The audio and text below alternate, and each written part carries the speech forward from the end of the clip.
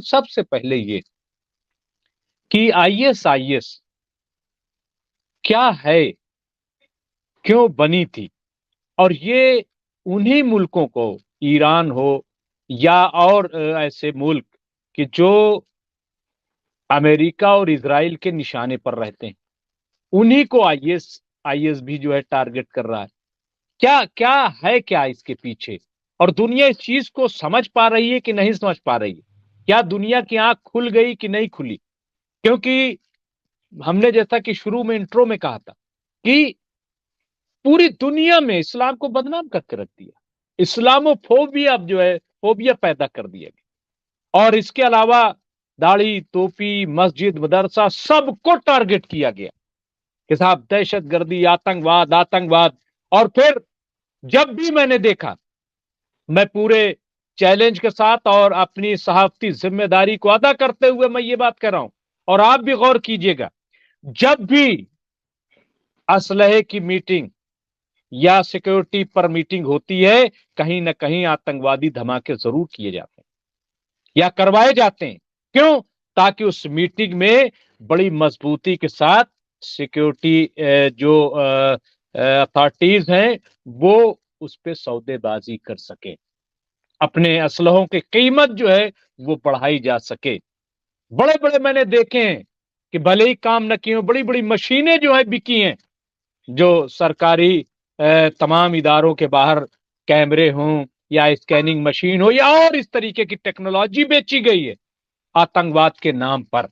कहां से आता है ये? क्या देखिए आइडिया है, क्या इस पे बताएंगे जी? मुमताज साहब, आपने सवाल तो कर दिया है, लेकिन इसका जवाब थोड़ा सा लंबा होगा और इसको समझना पड़ेगा लोगों को। बहुत ही बहुत ही ठंडे दिमाग से इसको समझना पड़ेगा। बिल्कुल। देखिए, दुनिया में जो धर्म आया वो इंसान को इंसानियत की मंजिले कमाल पर ले जाने के लिए आया, मानव को मानवता के शिखर पर ले जाने के लिए आया, ठीक है, उसको चरित्रवान बनाने के लिए आया, ठीक है। और वो इसलिए आया धर्म, ठीक है, कि भाई वो एक अच्छा आदमी जिए और दूसरे को जीने दे, जी नहीं। जिए और जीने दो का, पीस के लिए आया, जस्टिस के लिए आया। इस्लाम का और जो धर्म विरोधी ताकत है वो किसी धर्म को नहीं मानते, वो भले से अपने आप को यहूदी कहें, ईसाई कहें या कोई भी कहें, एक्चुअली वो धर्म नहीं मानते। असल में दुनिया के हर इंसान के पास दो तरह का सिग्नल आता है, एक मिसगाइड करने वाला और एक गाइड करने वाला सिग्नल। मिसगाइड करने वाला सिग्नल जो अगर रिसीव कर लेते हैं तो हम चरित्रहीन बन जाते हैं, और गाइड करने वाला सिग्नल अगर रिसीव कर लेते हैं तो चरित्रवान बन जाते हैं। असल में ये जो अमेरिका और यूरोप है, इसने इंसानों को चरित्रवान नहीं बल्कि चरित्रहीन बनाने का पूरा कोशिश की, और उसके लिए इसने इन्हीं तमाम गंदे रास्तों से जिससे इंसान जो है चरित्रहीन बन सकता है, उससे धीरे धीरे दुनिया के ऊपर कब्जा किया। और आइए अब चलते हैं ईरान। ईरान को उसने, यही यूरोप है, यही अमेरिका है जिसने ईरान को पेरिस ऑफ द गल्फ, अय्याशी का अड्डा बना दिया था, और वहां के ऊपर गली गली में शराब, बयाशी, जुआ, जितनी भी बुराई हो सकती थी वो हो रही थी। और शाह ईरान जो था वो सबसे ज्यादा यूरोप का करीबी, अमेरिका का करीबी और इजराइल का करीबी था। अब जाहिर सी बातचीत है कि जब ईरानी जो लोग थे उनको चरित्रहीन बनाना शुरू कर दिया, तो वहां से एक शख्सियत उठी जिसका नाम खुमैनी साहब था। वो जब उठे और उन्होंने लोगों को चरित्रवान बनाने की बातचीत की, तो ये जंग शुरू हो गई उन्होंने सोचा कि अगर लोग चरित्रवान बन जाएंगे तो हमारे शराब के अड्डे, अय्याशी के अड्डे, जुए के अड्डे, नशे के अड्डे सब खत्म हो जाएगा। और यही कारोबार अमेरिका और यूरोप का था जो पूरी तरीके से ईरान के अंदर फैला हुआ था। आखिरकार ये हुआ कि 14 साल उनको जेल में रखा गया, 10 साल उनको ईरान छोड़वा दिया गया। और उसके बाद फिर यह हुआ कि लोग जो थे उन्होंने मिसगाइड करने वाले सिग्नल को रिजेक्ट करके गाइड करने वाले सिग्नल को रिसीव किया और पूरा ईरान सड़क के ऊपर आ गया। एक तरफ गन के साथ खड़ी हुई वहां की आर्मी थी, आपके क्या नाम है, ईरान की, जो शाह के साथ खड़ी थी। एक तरफ पब्लिक थी जो सड़क के ऊपर थी। गन हार गई, पब्लिक जीत गई, रिवोल्यूशन हो गया। जब रिवोल्यूशन हो गया वहां के ऊपर, तो शाह ईरान को भी भागना पड़ा। और उन्होंने क्या कहा, शैतान बुजुर्ग कहा अमेरिका को। अमेरिका को अपने यहां से निकाला, इजराइल को अपने यहां से निकाला। सबसे बड़े ईरान के शाह के सपोर्टर जो थे वो अमेरिका, इजराइल, यूरोप, ये सब के सब सपोर्टर थे। तो इनको वहां से बाहर किया। तो चूक और बाहर करने के फौरन बाद इस एम्बेसी को, जो इजराइल की एम्बेसी थी, इसको क्या किया, उन्होंने पीएलओ के जो हेड थे यासिर अरफात, उनको बुलाकर दे दिया।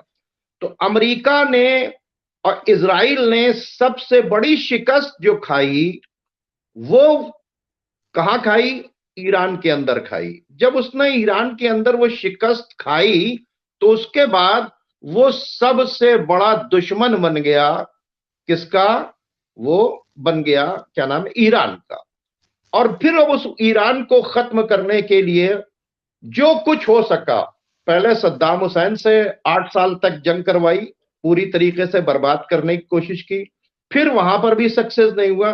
तो अब उनको उस इलाके के अंदर टेररिस्ट ग्रुप चाहिए जो ईरान की गवर्नमेंट को गिरा दे।